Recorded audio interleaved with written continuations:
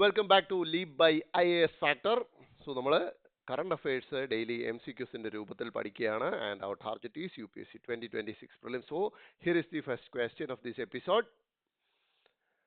നോക്കൂ, റീസെന്റ് GSTയിൽ കുറെ പരിഷ്കരണങ്ങൾ നടന്നു കഴിഞ്ഞിരിക്കുന്നു. സോ അതുമായിട്ട് ബന്ധപ്പെട്ടിട്ടാണ് ഫസ്റ്റ് ക്വസ്റ്റ്യൻ.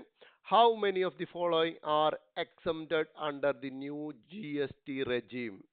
അതായത് പുതിയ GSTയുടെ പുതിയ പരിഷ്കരണം വന്നതിന് ശേഷം ഈ തന്നിരിക്കുന്നവയിൽ ഏതൊക്കെയാണ് GSTയിൽ നിന്നും എക്സംപ്റ്റ് ചെയ്യപ്പെട്ടിരിക്കുന്നത്? അതായത് GST നിരക്കുകൾ നിലവിലില്ലാത്ത ചില സാധനങ്ങൾ ഈ തന്നിരിക്കുന്ന 4 എണ്ണത്തിലുണ്ട്. അതിൽ എത്ര എണ്ണം എന്നാണ് നമ്മൾ കണ്ടുപിടിക്കേണ്ടത്.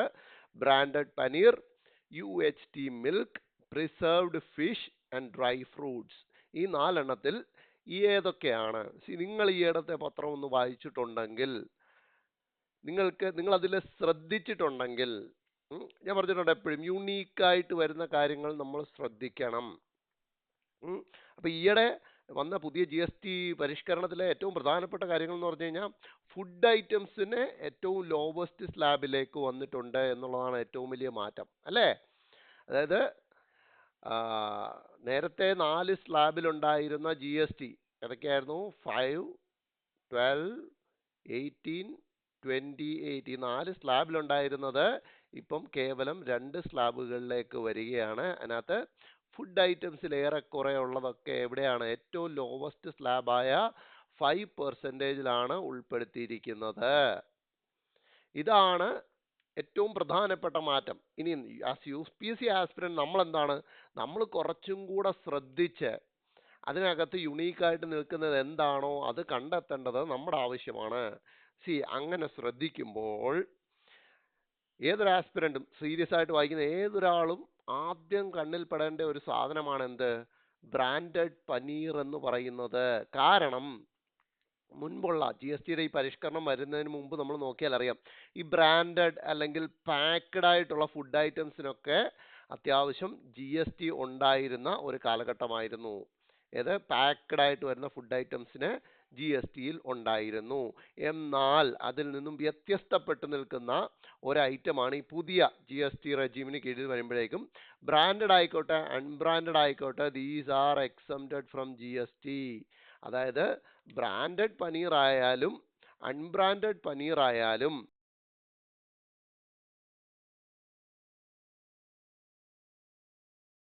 എന്താണ്? 1 എന്തായാലും ആൻസർ ആയിട്ട് ഉണ്ട്.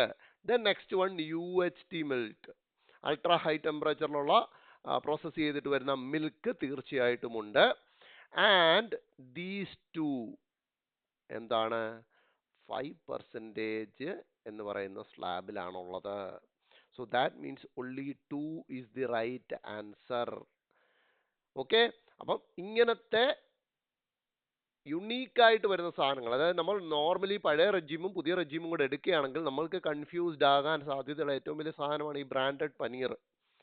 കാരണം നേരത്തെ ഉള്ളതിനകത്ത് നോർമലി നമ്മൾ എങ്ങനെയാണ് പഠിച്ചു നോക്കുന്നത്? പാക്ക്ഡ് ആയിട്ടുള്ള ഫുഡ് ഐറ്റംസ് ഒക്കെ GSTയിൽ ഉണ്ടാവും. അപ്പം ബ്രാൻഡഡ് എന്ന് പറയുമ്പോൾ നമ്മൾ അങ്ങനെയാണല്ലോ അതിനെ കൺസിഡർ ചെയ്യുക. അപ്പം പുതിയതിലേക്ക് വരുമ്പോൾ നമ്മൾ ആ ലോജിക്ക് പ്രയോഗിക്കാൻ പോയാൽ അത് തെറ്റും. ഞാൻ എപ്പോഴും പറഞ്ഞിട്ടുണ്ട്, ലോജിക്കിന് ഓപ്പോസിറ്റ് ആയിട്ട് വരുന്ന കാര്യങ്ങൾ നമ്മൾ ശ്രദ്ധിച്ചു വെച്ചിരിക്കണം. ഓക്കെ, അതുകൂടാതെ നോക്കൂ, health care services by doctors, hospitals and diagnostic centres remain exempt from GSTയിൽ നിന്ന് അത് സ്റ്റിൽ പുറത്താണ്. ആൻഡ് GST on drugs and medicines have been reduced from 12 to 15 or nil. അതായത് 12%-ൽ നിന്നും 5%-ലേക്കോ അല്ലെങ്കിൽ എക്സംഷനിലേക്കോ പൊതുവെ എല്ലാ ഡ്രഗ്സിനെയും മെഡിസിൻസിനെയും കൊണ്ടുവന്നിട്ടുണ്ട് എന്നുള്ളതും വലിയ ഒരു മാറ്റമാണ്. ഇവിടെ നോക്കൂ, GST റേറ്റ് കട്ടുകൾ പ്രധാനപ്പെട്ടതൊക്കെ ഒന്ന് ശ്രദ്ധിച്ചു വെക്കുന്നത് വളരെ നല്ലതാണ്. നോക്കിയേ, ഇവിടെ നോക്കൂ, ബ്രാൻഡഡ് പനീറൊക്കെ കൊടുത്തേക്കുന്നത് കണ്ടോ? Drugs, medicines, biomedical waste treatment services, pharma job work, അങ്ങനെ വന്ന് നോക്കൂ, ടുബാക്കോ 40ലേക്ക് അപ്ഗ്രേഡ് ചെയ്യപ്പെട്ടു. ആൻഡ് UHT മിൽക്ക് 5%-ൽ നിന്നും നില്ലാക്കിയിരിക്കുന്നു. പനീർ ബ്രാൻഡഡ് ഓർ അൺബ്രാൻഡഡ് നില്ലാക്കിയിരിക്കുന്നു. ഡ്രൈ ഫ്രൂട്ട്സ് ഒക്കെ 5% വന്നിട്ടുണ്ട്. ഡയബറ്റിക്സിന്റെ ഫുഡ് 5%-ലേക്ക് വന്നിട്ടുണ്ട്. മിൽക്ക് ബേസ്ഡ് ബെവറേജസ് 5%-ലേക്ക് വന്നിട്ടുണ്ട്. അങ്ങനെ നമ്മുടെ ശ്രദ്ധയിൽപ്പെടേണ്ടതെല്ലാം ഈ ക്വസ്റ്റ്യനിൽ കൂടെ നമ്മുടെ ശ്രദ്ധയിൽപ്പെട്ടിട്ടുണ്ട്. And we are moving on to the second question. നോക്കൂ, arrange the following states in the decreasing order of the number of coal mines. ആ, അത് ഒരു ഒരു ഒരു വ്യത്യസ്ത ചോദ്യം. പലരും പത്രത്തിലൂടെ അത് ശ്രദ്ധിച്ചിട്ടുണ്ടാവില്ല എന്ന് എനിക്കറിയാം. പക്ഷേ ഈ ടൈപ്പ് ചോദ്യങ്ങൾ UPSC ചോദിക്കാറുണ്ട്. ഓക്കെ, ഇവിടുത്തെ ചോദ്യം എന്ന് പറഞ്ഞാൽ സ്റ്റേറ്റ്സിനെ decreasing order of number of coal മൈൻസിന്റെ എണ്ണത്തിനനുസരിച്ച് ഡിക്രീസിങ് ഓർഡറിൽ അറേഞ്ച് ചെയ്യാനാണ് പറഞ്ഞിരിക്കുന്നത്. നമ്മൾ പൊതുവെ എന്താണ് ഈ ഈസ്റ്റേൺ ഇന്ത്യയിലുള്ള സ്റ്റേറ്റ്സിലാണ് കൂടുതൽ മിനറൽ ഡെപ്പോസിറ്റ്സ് ഉള്ളത് അല്ലെങ്കിൽ മെറ്റൽ ഡെപ്പോസിറ്റ്സ് ഉള്ളതെന്നൊക്കെ നമ്മളിങ്ങനെ പഠിച്ചു നോക്കും. പക്ഷേ ഇങ്ങനൊരു ചോദ്യം വന്നു കഴിഞ്ഞാൽ അവിടെ നമ്മൾ പെട്ടുപോകും. ഇതിനകത്ത് ആകെ ഒന്ന് എലിമിനേഷൻ എങ്കിലും നടത്താൻ പറ്റുന്ന അല്ലെങ്കിൽ ഏറ്റവും കുറവ് സാധ്യതയുള്ള ഒരു സ്റ്റേറ്റ് എന്ന് പറയുന്നത് തീർച്ചയായിട്ടും എന്താണ്?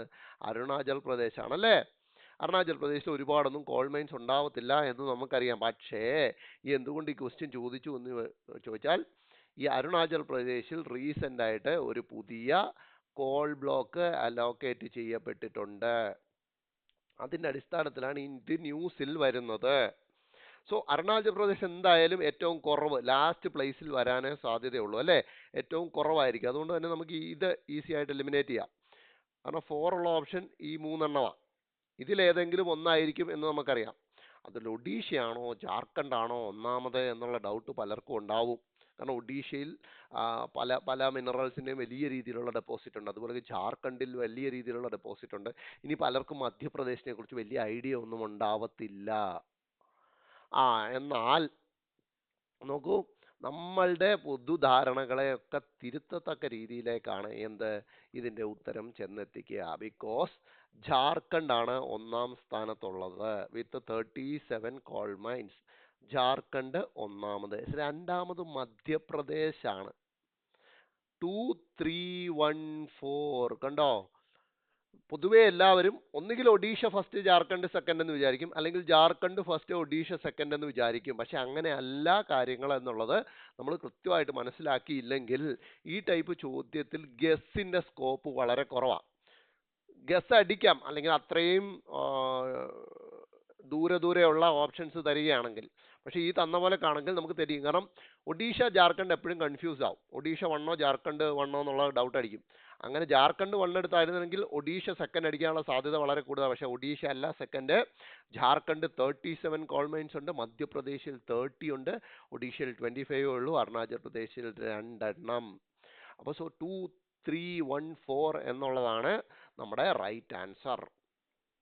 And third question, consider the following statements regarding leprosy in India. Health related ആയിട്ട് വരുന്ന ന്യൂസ് പൊതുവെ UPSC സംബന്ധിച്ചിടത്തോളം നമ്മൾ ശ്രദ്ധിച്ച് പഠിച്ചു വെക്കേണ്ടതാണ്. ഇവിടെ ലെപ്രസിയെ സംബന്ധിച്ച് 3 സ്റ്റേറ്റ്മെന്റ്സ് ആണ് തന്നിരിക്കുന്നത്. നോക്കൂ, first statement, the national leprosy control program was launched by the central government during the first 5-year plan. So basically ഏത് ഇയറിലാണ് ലോഞ്ച് ചെയ്തതെന്ന് അറിയാതെ ഒരിക്കലും നമുക്ക് ആൻസർ ചെയ്യാനൊക്കില്ല. സെക്കൻഡ് വൺ നോക്കൂ, national leprosy eradication programme is a central sector scheme under national health mission. അവിടെ വേണമെങ്കിൽ ചെറിയൊരു ലോജിക്ക് പ്രയോഗിക്കാം എന്നുള്ള ഒരു സ്കോപ്പ് ഉണ്ട്. ഓക്കെ, അതവിടെ കിടക്കട്ടെ. മൂന്നാമത്തേലോട്ട് വന്നിട്ട് നമുക്ക് തിരിച്ചു പോവാം. And third one, it is one of the diseases mentioned in the WHO roadmap for neglected tropical diseases 2021-2030. See, ആ സ്റ്റേറ്റ്മെന്റ് നിങ്ങൾക്ക് റോങ് ആണോ റൈറ്റ് ആണോ എന്ന് ഗസ് ചെയ്യാനൊക്കും. ഞാൻ എപ്പോഴും പറഞ്ഞിട്ടുണ്ട്, നമ്മൾ പ്രിലിംസിലെ ക്വസ്റ്റിനെ അപ്രോച്ച് ചെയ്യേണ്ടത് ക്വസ്റ്റ്യൻ ഇട്ട ആളിന്റെ മൈൻഡ് സെറ്റിലാണ്. സോ ഈ സ്റ്റേറ്റ്മെന്റ് നിങ്ങൾ നോക്കുക. ഈ തേർഡ് സ്റ്റേറ്റ്മെന്റ് നിങ്ങൾ നോക്കുമ്പോൾ നിങ്ങൾക്ക് ഒരു കാര്യം മനസ്സിലാവും. എന്താണ് സ്റ്റേറ്റ്മെന്റ് പറഞ്ഞേക്കുന്നത്? എന്താ? WHO road map for neglected tropical ഡിസീസിൽ മെൻഷൻ ചെയ്യുന്ന ഒരു ഡിസീസ് ആണ് ലെപ്രസി എന്ന് പറയുന്നു. സോ ക്വസ്റ്റ്യൻ ഇടുന്ന ആൾ എന്താണ്? തീർച്ചയായിട്ടും ഒന്നുകിൽ അയാൾ ലെപ്രസിയെ കുറിച്ച് വായിച്ചപ്പോൾ ഈ റോഡ് മാപ്പിനെ കുറിച്ച് വായിച്ചിട്ടുണ്ടാവാം, അല്ലേ? ഇതല്ലേ അതിനുള്ള ഏറ്റവും വലിയ സാധ്യത. ക്വസ്റ്റ്യൻ ഇടുന്ന ആൾ ലെപ്രസിയെ കുറിച്ച് ഒരു നോട്ട് വായിച്ചപ്പോൾ അവിടെ അയാൾ കണ്ടിട്ടുണ്ടാവാം ഈ പേര് WHO road map for neglected tropical disease എന്ന് പറയുന്ന ആ റോഡ് മാപ്പിനെ കുറിച്ച് അയാൾ അവിടെ ആയിരിക്കും വായിക്കാൻ സാധ്യത. ഇല്ലെങ്കിൽ റാൻഡമായിട്ടൊരു വ്യക്തി എവിടെ നിന്ന് എടുത്തുകൊണ്ട് വരും എന്ന് നിങ്ങളൊന്ന് ആലോചിക്കൂ. റാൻഡമായിട്ടൊരു വ്യക്തിക്ക് ഇടാൻ പറ്റുന്നൊരു പേരല്ല പറഞ്ഞേക്കുന്നത്. ഇപ്പോൾ ഫോർ എക്സാമ്പിൾ ഇങ്ങനെ വേണമെങ്കിൽ കൊടുക്കാം, എന്താ there is a national policy for leprosy എന്നോ leprosy eradication എന്നൊക്കെ വേണമെങ്കിൽ കൊടുക്കാം. അതൊരു കോമൺ ടേംസാ. ഏത് നാഷണൽ പോളിസി എന്നോ അല്ലെങ്കിൽ സ്റ്റേറ്റ് പോളിസി എന്നോ അങ്ങനെയൊക്കെ പറയുന്നത് എന്താണ്, ഒരു കോമൺ ടേം. അതൊക്കെ നമുക്ക് സ്റ്റേറ്റ്മെന്റിൽ ഇട്ട് കഴിഞ്ഞാൽ ഓക്കെ, നമുക്ക് ഗസ് അടിക്കുന്നതിന് സ്കോപ്പ് കുറവാണ്. പക്ഷെ ഇവിടെ അങ്ങനല്ല. ഇവിടെ സ്പെസിഫിക് ആയിട്ട് WHO റോഡ് മാപ്പ് അല്ലെങ്കിൽ അങ്ങനെ ഒരു സ്പെസിഫിക് ആയിട്ടൊരു പ്രൊജക്റ്റിനെ കുറിച്ച് സംസാരിക്കുമ്പോൾ അയാൾ തീർച്ചയായിട്ടും എന്താണ്, ലെപ്രസിയെ കുറിച്ച് വായിച്ചപ്പോഴായിരിക്കണം ഇത് കണ്ടിട്ടുണ്ടാവുക. അങ്ങനെ വരുമ്പോൾ തീർച്ചയായിട്ടും ആ സ്റ്റേറ്റ്മെന്റ് ട്രൂ ആവാനുള്ള ചാൻസ് അല്ലേ ഉള്ളത്. ആ ലോജിക്ക് നമ്മൾ പ്രയോഗിക്കണം. മനസ്സിലായോ? അതുകൊണ്ട് എപ്പോഴും ഞാൻ പറഞ്ഞ ക്വസ്റ്റ്യൻ ഇടുന്ന ആളിന്റെ മൈൻഡ് സെറ്റിൽ വേണം നമ്മൾ ഇതിനെ അപ്രോച്ച് ചെയ്യാൻ. അപ്പം WHO റോഡ് മാപ്പ് എന്ന് പറയുന്ന സ്പെസിഫിക് സാധനം ക്വസ്റ്റ്യനിൽ ഉൾപ്പെടുത്തണമെങ്കിൽ തീർച്ചയായിട്ടും ലെപ്രസിയെ കുറിച്ച് വായിച്ചിടത്ത് അയാൾ അത് കണ്ടിട്ടുണ്ടാവണം ക്വസ്റ്റ്യൻ ഇട്ടയാൾ. So that means that statement should be right. ഇനി നമുക്ക് തിരിച്ചു വരാം. സെക്കൻഡ് സ്റ്റേറ്റ്മെന്റിലേക്ക് വരൂ. National leprosy eradication programme is a central sector scheme under national health mission. ഇവിടെ രണ്ട് സ്കോപ്പാണ് ഉള്ളത്. ഒന്നുകിൽ സെൻട്രൽ സെക്ടർ സ്കീം എന്ന് പറയുന്നത് തെറ്റാം, അല്ലെങ്കിൽ നാഷണൽ ഹെൽത്ത് മിഷന്റെ കീഴിൽ അല്ലാതാവാം. ഓക്കെ, ഇവിടെയും ഞാൻ നിങ്ങളോട് പറയുന്ന ക്വസ്റ്റ്യൻ ഇട്ട ആളിന്റെ മൈൻഡ് ശ്രദ്ധിക്കൂ. അയാൾക്ക് ഈ സ്റ്റേറ്റ്മെന്റ് കിട്ടണം എന്നുണ്ടെങ്കിൽ okay, national leprosy eradication programme is a central sector scheme. നമുക്ക് ഇവിടെ വെച്ച് സ്പ്ലിറ്റ് ചെയ്യാം. ഇവിടെ വെച്ച് സ്പ്ലിറ്റ് ചെയ്യാം.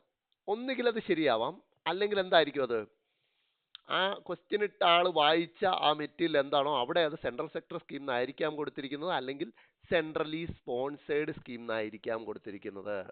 ഈ രണ്ട് രീതിയിലാണ് അത് തെറ്റാനുള്ള സാധ്യത. ഇനി അടുത്തെടുത്തു നോക്കൂ, ബാക്കി portion under the national health mission. തീർച്ചയായിട്ടും എന്താണ്, ഇത് ആ ക്വസ്റ്റ്യൻ ഇടുന്ന ആൾ വായിച്ച മെറ്റീരിയലിൽ നാഷണൽ ഹെൽത്ത് മിഷനെ കുറിച്ച് പരാമർശിച്ചിട്ടുണ്ടായിരിക്കണം. അല്ലെങ്കിൽ നേരത്തെ പറഞ്ഞ പോലെ ഒരു റാൻഡം സാധനം എടുത്തുകൊണ്ട് വരാനുള്ള സാധ്യത കുറവല്ലേ.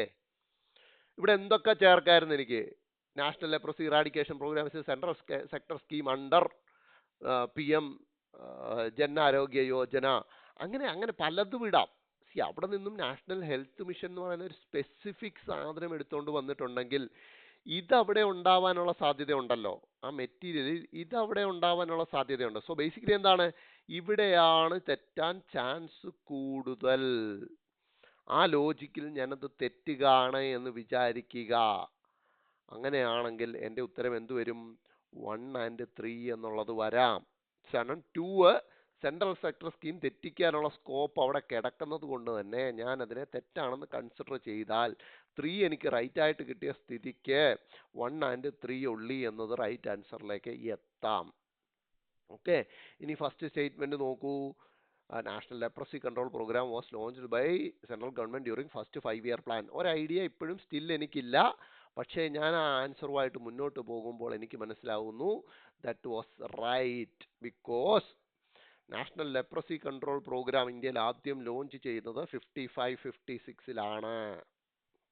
ഓക്കെ, ഇന്ത്യയിൽ ആദ്യമായിട്ട് നമ്മുടെ ഇൻഡിപെൻഡന്റ് ഇന്ത്യയിൽ ലെപ്രസിക്ക് വേണ്ടിയിട്ട് കൊണ്ടുവരുന്ന പ്രോഗ്രാമാണ് നാഷണൽ ലെപ്രസി കൺട്രോൾ പ്രോഗ്രാം. അത് 55-56-ലാണ് ലോഞ്ച് ചെയ്യുന്നത്. ആൻഡ് നമ്മുടെ ഫസ്റ്റ് 5-year പ്ലാൻ എന്ന് മുതൽ എന്ന് വരെയാ, 1951 to 56 അല്ലേ. അപ്പോൾ സോ ഫസ്റ്റ് 5-year പ്ലാൻ പീരീഡിൽ തന്നെയാണ് ലോഞ്ച് ചെയ്തിരിക്കുന്നത്. That is true. And second one എന്തുകൊണ്ട് തെറ്റിന്ന് ചോദിച്ചാൽ, it is A centrally sponsored scheme. ഇതൊരു സെൻട്രലി സ്പോൺസേർഡ് സ്കീമാണ്. ഇതിനു വേണ്ടിയിട്ട് നിക്കുഷ്ത് 2.0 എന്ന് പറഞ്ഞിട്ടൊരു വെബ് ബേസ്ഡ് പോർട്ടൽ കൊണ്ടുവന്നിട്ടുണ്ട്.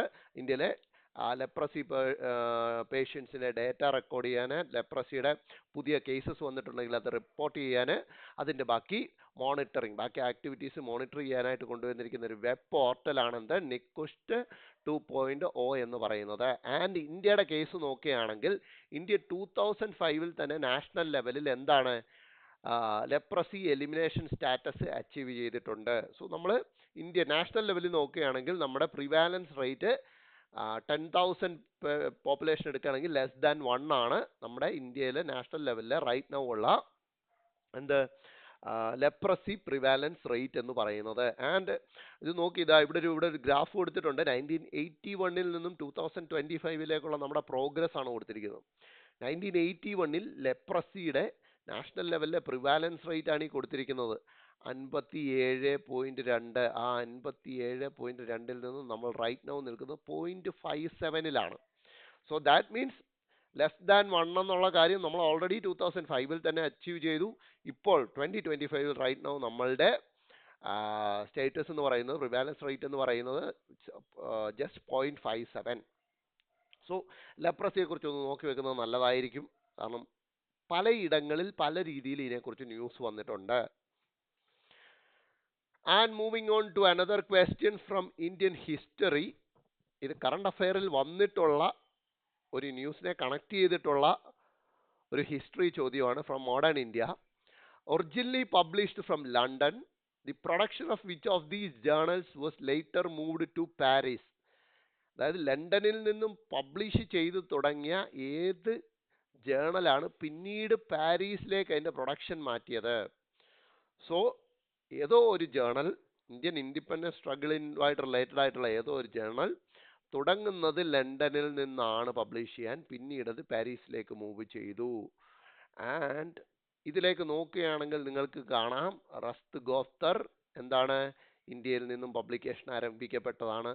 ഇന്ത്യൻ മിറർ ഇന്ത്യയിൽ നിന്ന് പബ്ലിക്കേഷൻ ആരംഭിക്കപ്പെട്ടതാണ്. ഹിന്ദു പേട്രിയറ്റ് ഓൾസോ ഇന്ത്യയിൽ നിന്ന് publication ആരംഭിച്ചതാണ്.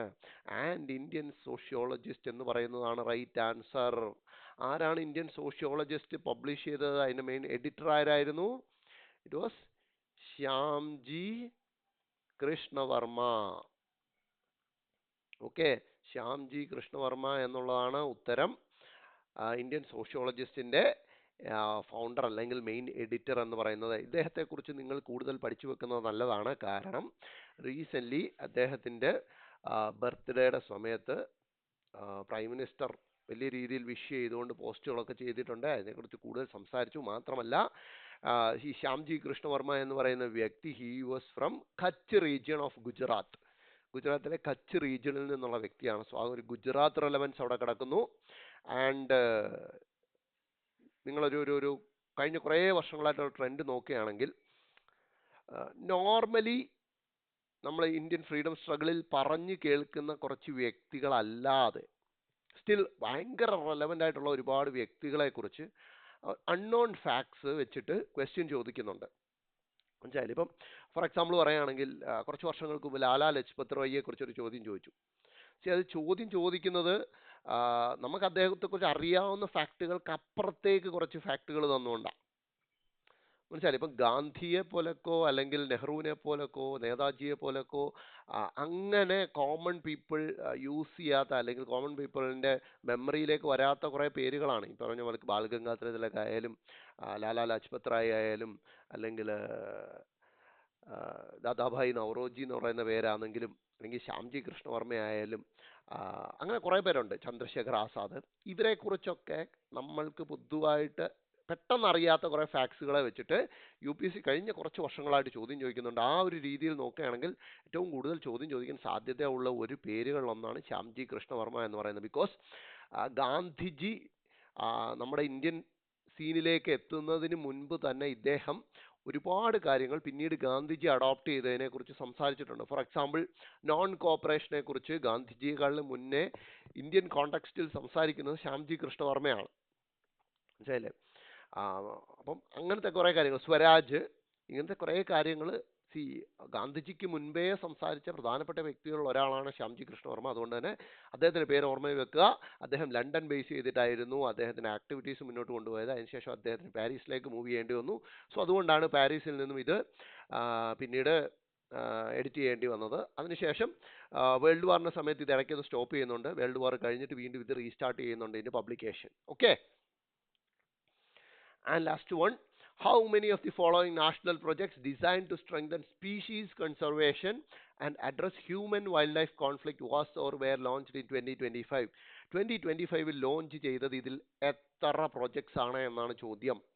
Project sloth bear, project gharial, tigers outside tiger reserves initiative, project dolphin 2.